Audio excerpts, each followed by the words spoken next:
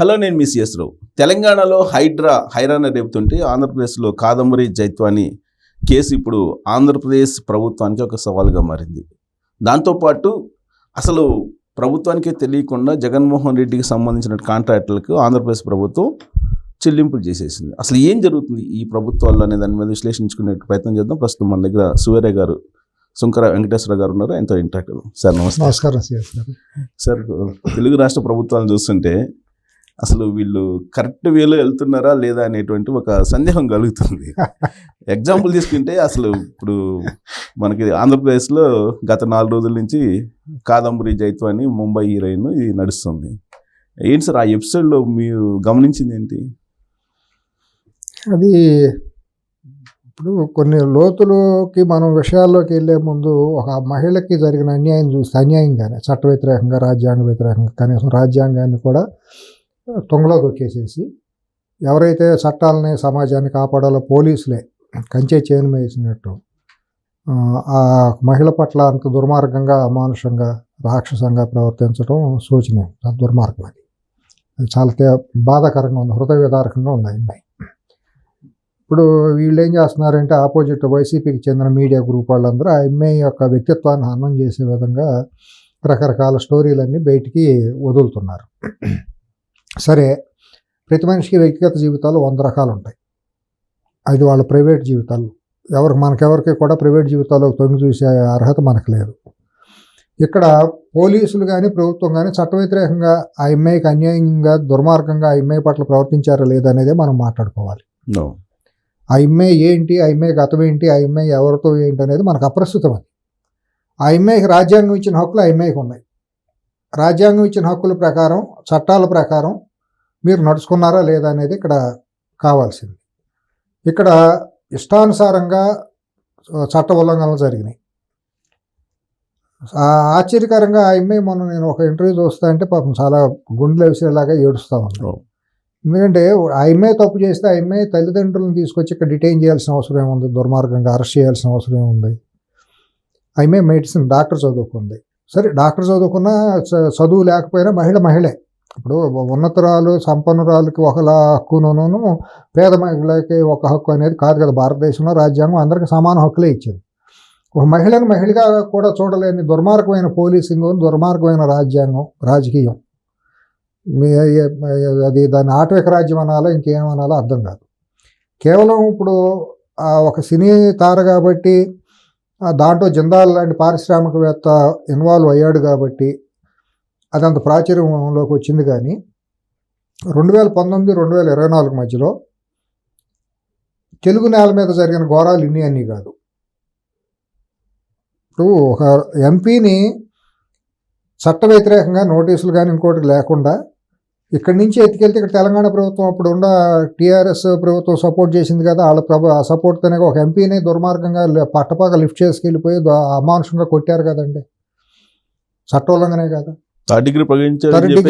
ఆధారాలతో సహా లోక్సభ స్పీకర్కి ఇచ్చారు కదా. ప్రభుత్వ హాస్పిటల్ వైద్యులు కూడా తప్పుడు రిపోర్ట్లు ఇచ్చారు కదా. దుర్మార్గంగా చట్టోల్లంఘనలు జరిగినాయి కదా. కాలు ఫ్రాక్చర్ అయిందని మిలిటరీ హాస్పిటల్ రిపోర్ట్ ఇవ్వకపోతే ఆయనకి ఏం న్యాయం జరిగేది కాదు కదా.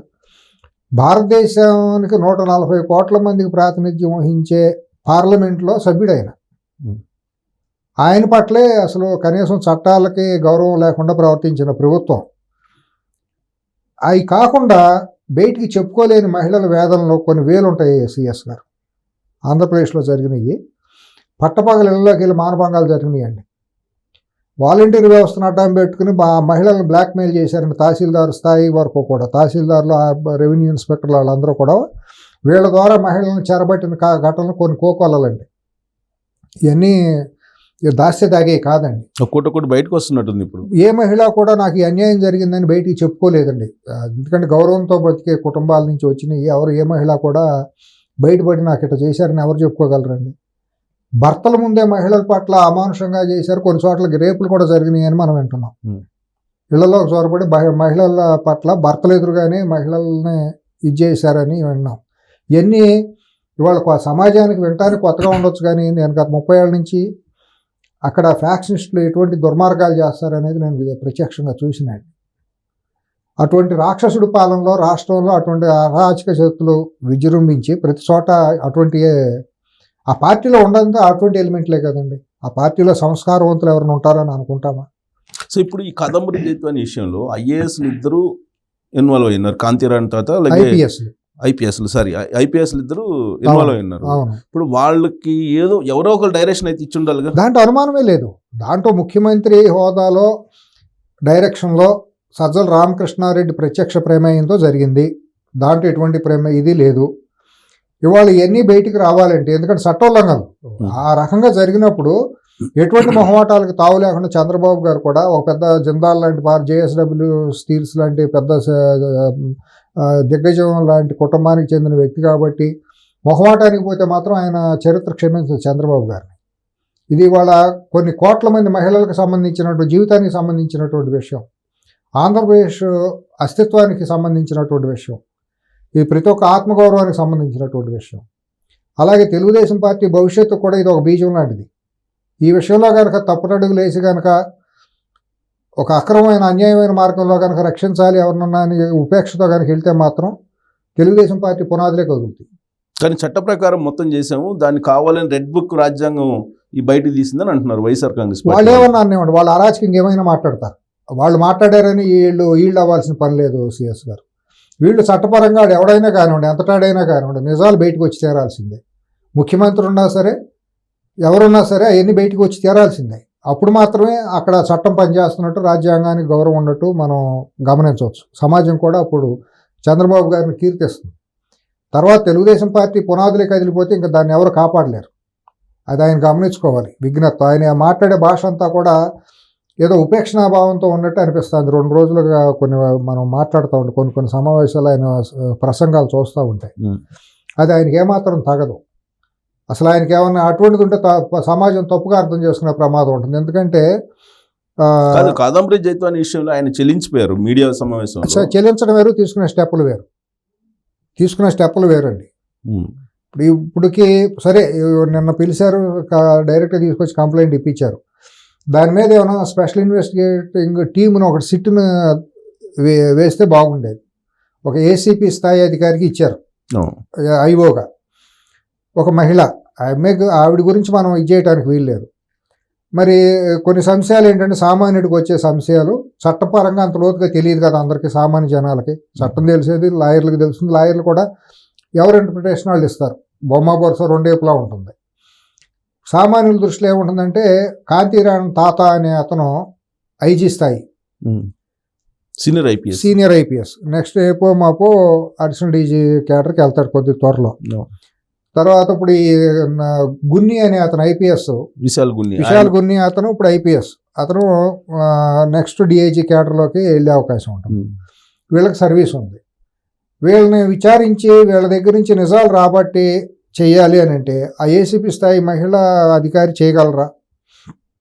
ఎందుకంటే రేపు పొద్దున వాళ్ళ డీజీ స్థాయి అయినప్పుడు ఈవిడ పరిస్థితి ఏంటి? ఈవిడ మీద వాళ్ళిద్దరు కక్షాదింపులు చేస్తే ఈవిడ టీంలో ఇంకా సీఏలు ఎస్ఐలు అందరూ ఉంటారు కదా, వాళ్ళందరినీ టార్గెట్ చేస్తే మాకేంటి పరిస్థితి అనేది ఒకటి వస్తుంది. అప్పుడు ఈ అమ్మాయి ఆ బాధితురాలకు న్యాయం జరగదు కదా. అట్లాగే సమాజానికి కూడా దోషులు ఎవరో తెలియాలి కదా, వీళ్ళు చేసిన అక్రమాలన్నీ రావాలి కదా, వీళ్ళు అనకుండా గూడుపుటాన్ని ఎవరు, వీళ్ళ గాడ్ ఫాదర్లు ఎవరు అనేది రావాలి కదా. వీళ్ళు సజ్జల రామకృష్ణారెడ్డి పాత్ర ఏంటి, ముఖ్యమంత్రి పాత్ర ఏంటి రావాలంటే కాంతిరామ్ తాత సిపి ఆ రోజు విజయవాడ సిపి బయట పెడితేనే మొత్తం నిజాలన్నీ బయటకు వస్తుంది. అది రావాలి అని అంటే మరి ఏ స్థాయిలో ఉండాలి రావాలి? వీళ్ళ మీద ఎక్కడ కాదు, వాళ్ళ ఈ విశాల్ గున్ని గురించి, కాంతిరామ్ తాత గురించి. కాంతిరామ్ తాత ఖమ్మం జిల్లా ఎస్పీగా చేసినప్పుడు హైదరాబాద్లో ఒక పబ్లో చేసిన ఘోరాలు చాలా ఉన్నాయి. అది కూడా బయటికి తీయాలి. ఇవాళ అది ఏం జరిగిందనేది కూడా అది విశ్లేషణ చేస్తే వస్తుంది. ఇతను పాడేరు అడిషనల్ ఎస్పీగా విశాల్ గున్ని ఉన్నప్పుడు ఏం జరిగినాయి, అక్కడ ఏం జరిగిందనేది కూడా రికార్డు ఉంది. ఈ బయట సమాజానికి తెలియని ఈ విషయాలన్నీ కూడా. వీళ్ళ వ్యక్తి, వీళ్ళ క్యారెక్టర్ ఏం గొప్ప క్యారెక్టర్లు ఏం కాదు వీళ్ళిద్దరే కూడా. వీళ్ళది ఒక అసాంఘికమైన క్యారెక్టర్లో. ఇటువంటి వ్యక్తులు ఐపీఎస్లకే కళంకం. అక్కడున్న ఆ రోజు ముఖ్యమంత్రి కూడా అటువంటి క్యారెక్టర్ మనిషే కాబట్టి, అసాంఘికమైన చరిత్ర ఉన్న కుటుంబం నుంచి వచ్చినాడే కాబట్టి, అటువంటి వ్యక్తే కాబట్టి అటువంటి వాళ్ళకే పదవులు ఇచ్చి పక్కన పెట్టుకున్నాడు. వాళ్ళతోనే ఇటువంటి అసాంఘికమైన చట్ట వ్యతిరేకమైన పనులని చేపించి పురుగొల్పాడు. ఇటువంటి ఉస్కో అని వచ్చే రేస్ కుక్కలు లాంటి వాళ్ళని, స్పైన్లెస్ ఫెలోస్ని, ఐఏఎస్లు ఐపీఎస్ అందరిని చుట్టూ పెట్టుకుని ఆచకంగా రాష్ట్రాన్ని ఇష్టానుసారంగా సర్వనాశనం చేసేసాడు. కాబట్టి గులకరాయి డ్రామా లాంటి దానికి తెరలేపాడు అక్కడ. అతను సిపిగా ఉండగానే గులకరాయి డ్రామా, అతను ఐపీఎస్ సిగ్గుచేటు కాబట్టి అతను ఐపీఎస్ అనే దానికి కళంకం. ఒక గులకరాయి ఇసిరితే హత్య కేసు పెట్టడం ఏంటంటే నాన్ సెన్స్ కదా. ఐపీఎస్ అనేవాడు చదివాడు అసలు అతను? కనీసం అసలు ఇంగిత జ్ఞానం ఉన్నాడు ఎవడో కానిస్టేబుల్ కూడా ఎవడో చేయడు కదండి ఆ పనికి. ఇప్పుడు ముఖ్యమంత్రులు ఉంటారు పోతారు, సిఎస్ గారు ఎవరైనా ఉండొచ్చు, ఎవరైనా పోవచ్చు. నువ్వు ఇంకా సర్వీస్ ఇంకో 10-15 ఏళ్ళు నీకు సర్వీస్ ఉంది. నీకు ఒక భారతదేశంలోనే అత్యున్నతమైన క్రీమ్ ఆఫ్ ది సొసైటీ లాగా ఐఏఎస్ ఐపీఎస్ అంటే, దాని నుంచి నువ్వు వచ్చినాడు, ఒక బీసీ వర్గానికి చెందినాడు, కష్టపడి నువ్వు చదువుకుంటే వచ్చినాడు. నువ్వెంత గొప్పగా వ్యవహరించాలి, సమాజం నేను గుర్తుపెట్టుకునేటట్టు వ్యవహరించాలి కదా. ఇంత దిగజారిపోయి ఇంత అమానుషంగా చేయకూడదు కదా. గులకరాయి డ్రామాలు ఎంత అమానుషంగా ప్రవర్తించాడండి. అమాయక యువకులను తీసుకొచ్చి వాళ్ళ మీద హత్యాయత్నం కేసు పెట్టాడు. గులకరాయి ఇసిరితే ఎక్కడ హత్యాయత్నం కేసు ఎక్కడన్నా భారతదేశ రాజ్యాంగం చరిత్రలో ఎవరన్నా చదివామా?